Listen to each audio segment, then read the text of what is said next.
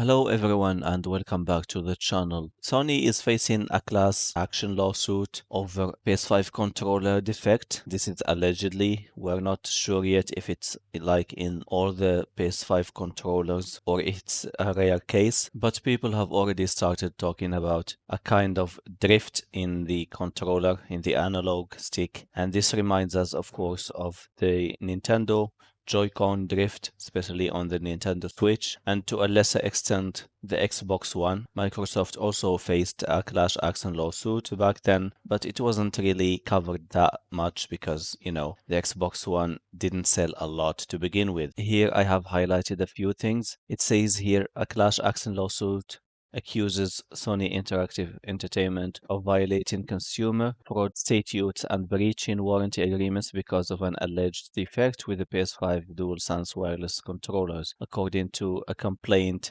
filed in the Southern District of New York on Friday. And the complaint here says, quote, "This defect significantly interferes with gameplay and thus compromises the DualSense controller's core functionality." And the person here called Elmark, I don't know how to pronounce this name correctly, Elmark Turner, experienced a controller drift issue on the day he purchased a PS5 early in February, like only day one, and that's insane. So that is most definitely a defect, at least in his controller. And they say here that Turner contacted customer service to no avail. They couldn't, fix the issue because it might be a hardware issue. And then here, quote, "Given that his experience with contacting Sony the first time did not satisfactorily address the issue or the drift issue," end of quote here, Turner opted to purchase another controller for $70 a few days later. It says here, quote, "Had plaintiff been aware of the drift defect prior to purchasing his PS5, he otherwise would not have purchased that PS5 or would have paid substantially less for it." And here we don't know whether this new controller has the same issue or not. Most likely not, because they didn't specify it here. They didn't say that the new controller has this drift issue. And the last thing here that I highlighted says recent software and firmware updates did not ameliorate or address the drift defect in any way, according to the complaint. And that's why I said it's most likely a hardware problem and not software. And you can read the whole article. I will leave the link in the description down below. And someone here on Reddit also complained about this drift, and he was playing a game. So he had this short clip. You see his hands are off the controller, and, just the character moves by themselves.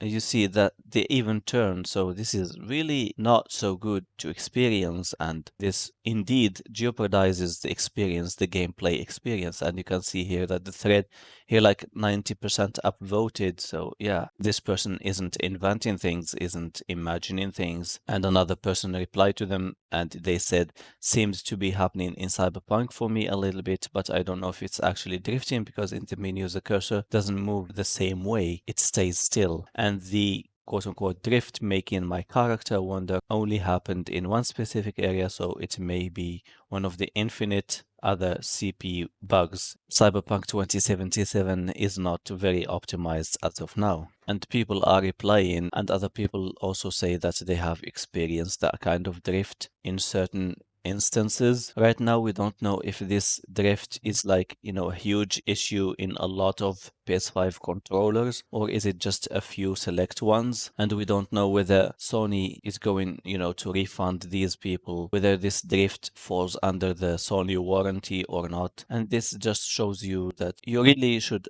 wait a little bit before you buy a console, because these consoles, the very first ones, always seem to have a little bit of a defect somewhere, somehow, and then later on there are editions and revisions of the consoles that address these issues. But again, some people cannot wait and they want to experience the consoles and the games from the very beginning, and this comes at a price. You see here this alleged defect in PS5 consoles. You see also that the PS5 consoles are not easy to get your hands on, and subsequently they are sold at a higher price than they should be. Anyway, thank you for watching. If you enjoyed the video, please leave a like and don't forget to subscribe for more. And of course, share your experiences if you have a PS5. Did you experience any kind of drift? If so, please do tell your experience in the comment section down below. I will talk to you again soon. Have a good one.